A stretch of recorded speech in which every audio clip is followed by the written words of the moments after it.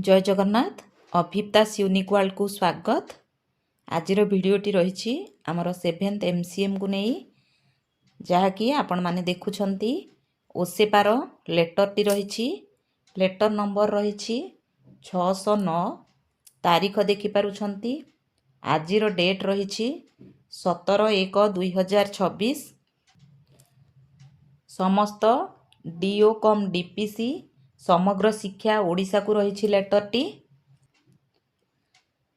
सब्जेक्टटी देखिपुंट conduct of 7th monthly cluster level meeting 31 January 2026 5th Saturday across the state.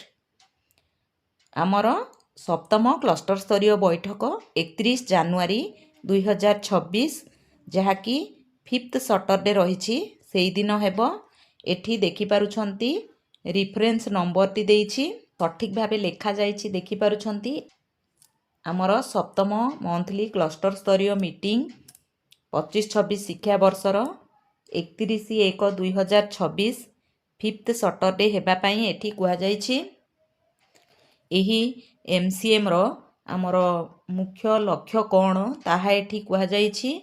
आमर pedagogical knowledge को develop करिबा teachers मानकर तापरे विभिन्न स्कीम रो उपयोग पर टीचर्स मानक ठारू फीडबैक पाइबा जहाँ फल कि आमर फर्दर इम्प्रूवमेंट हो पारिबो एवं आगरू आमर हैंड आउट पीपीटी फॉर्मेट सबू दिया सरीछि जो थरे कि आमर 7th MCM रे जहाँ डिस्कशन हबो तार guidelines feedback format monitoring instructions सबू ऑलरेडी आसी सारिछि।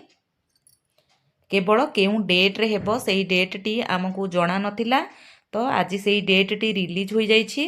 The expenditure for the said program shall be booked under capacity building of teachers from pre primary grade 1-2 and grade 3-5 under the budget.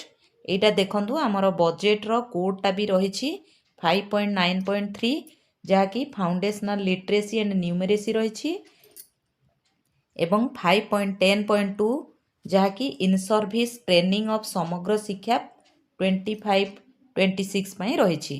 तेणु यार किपरि smooth conduct हो पारिबो से उपरे कुहा जाइछि। तापरे रिपोर्ट को प्रेस्क्राइब्ड फॉर्मेट रे प्रदान करिबा कथा कुहा जाइछि। देखि पारुछंती जॉइंट डायरेक्टर पेडागोजी रु रहिछि। आशा करुछि भिडियोटी निश्चय भावे आपण मानन पई हेल्पफुल होइथिबो। जदि मो भिडियोटी आपण मानन पई किछि भी इन्फॉर्मेटिव होइथाय बोली भाबुछंती भिडियो को लाइक करिवे शेयर करिवे मतामत कमेंट माध्यम रे देबे। जो बंधु माने मो चैनल रे नुआ अछंती निश्चय भावे सब्सक्राइब करने को अनुरोध रहुछि। धन्यवाद। जय जगन्नाथ।